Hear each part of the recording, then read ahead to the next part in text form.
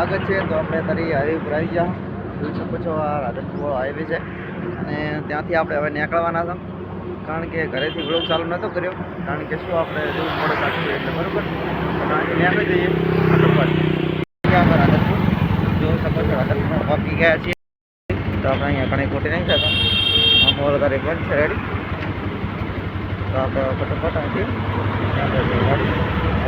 બધી મોલ જોઈ શકો છો અને હવે અહીંથી આપણે રાધનપુર આપણે કોલેજનો રસ્તો જવાનો છે અને આ છે ભાઈ જાય રેડી।